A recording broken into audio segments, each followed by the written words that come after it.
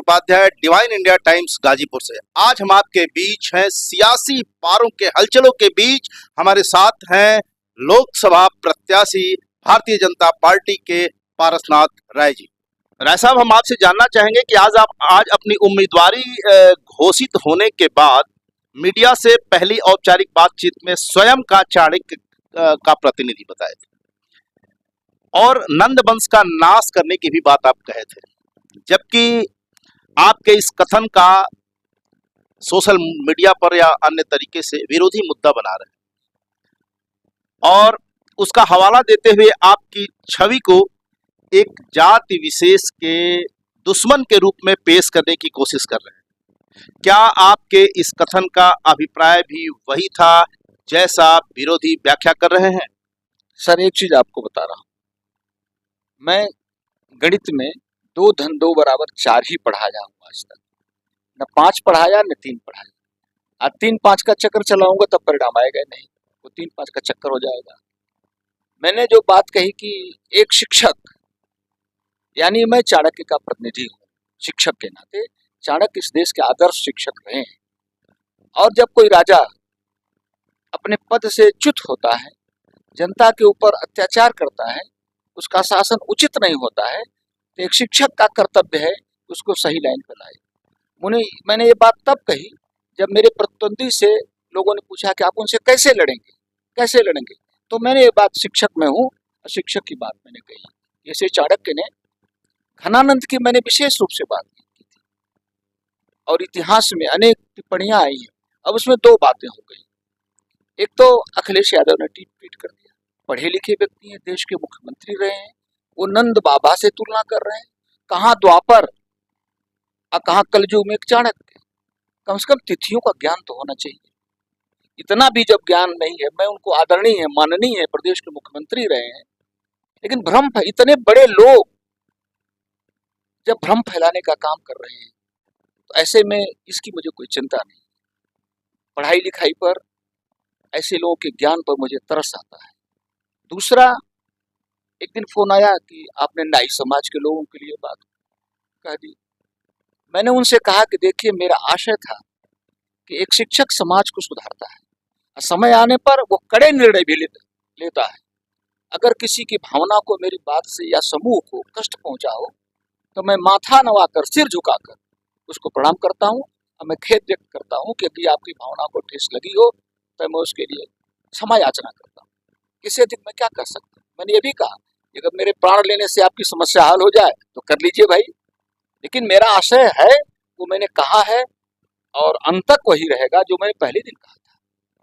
मैंने किसी वंश की बात तो ठीक आ गया होगा मुंह से, कभी कभी राजनीति में काम न करने के कारण, अध्यापक होने के कारण ये आदत में है ना, पढ़ो, उठो, यहाँ मत जाओ, क्लास से बाहर मत जाना। अब तक, और प्रिंसिपल था मैं, तो शिक्षक भी डांट खाते थे कभी कभी, तो अब एकाएक कैसे सब हो जाएगा। तो इसका मतलब ये है कि आपने मात्र संदर्भवश चाणक्य बनाम नंद वंश को उद्धृत किए। जी, और क्या, विशेष रूप से घनानंद को, विशेष रूप से घनानंद के मेरे आशय जो था कि घनानंद का आचरण ठीक नहीं था और चाणक्य ने ठीक किया उनको। बिल्कुल। तो अब तो बसपा भी अपना उम्मीदवार घोषित कर चुकी है। इस दशा में गाजीपुर में चुनावी मुकाबला तिकोना होगा, इस पर आप क्या कहेंगे? चुनावी मुकाबला तिकोना क्या होगा? भाजपा का वोटर जो उनको उम्मीद है कि जिस वर्ग के वो प्रत्याशी बनकर आ रहे हैं वो मत मिलेगा। अभी जंगीपुर विधानसभा का चुनाव हुआ था, डॉक्टर मुकेश सिंह चुनाव लड़ी थी, लेकिन जो आशा थी उनको अपनी बिरादरी से, वो पढ़े लिखे लोग हैं, समाज के लोग हैं। भारतीय जनता पार्टी को, मोदी को छोड़कर, मेरा तो कोई ऐसा नहीं इतना बड़ा है, लेकिन मोदी को छोड़कर कोई जाने वाला नहीं है। अब से एक वोट नहीं तोड़ पाएंगे वो। बसपा के वोटरों का भी विश्वास उनके ऊपर अब नहीं है। और जहां तक सपा के प्रत्याशी का प्रश्न है,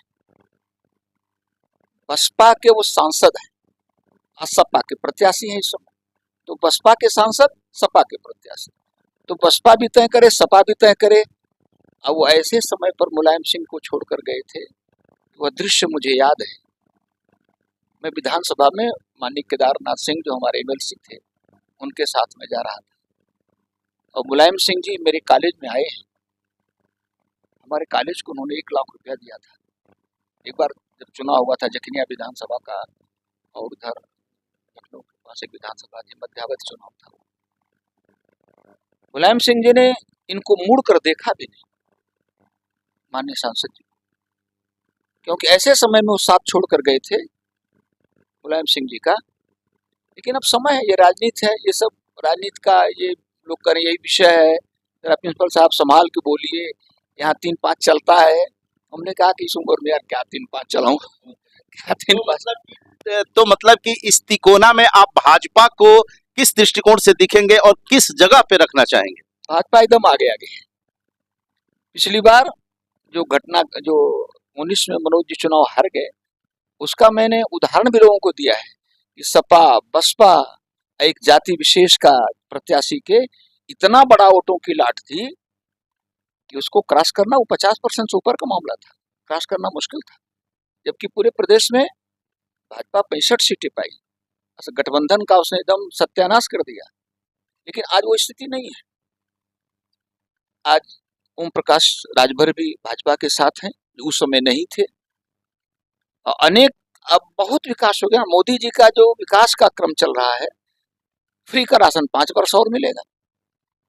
महिलाओं से पूछिए तो मोदी के आगे किसी का नाम ही नहीं ले रही है। विकास इस समय मोदी जी ने विकास के कारण इस जाति गठबंधन को बहुत ढीला कर दिया है। इतना ढीला किया है कि जब आप घूमेंगे क्षेत्र में तो इसका अंदाज लगेगा। इस क्रम में आपने गाजीपुर के युवाओं से इन मुद्दों पे बातचीत किए हैं कि उनका रुख क्या है, किधर है? उनका रुख एकदम ठीक है।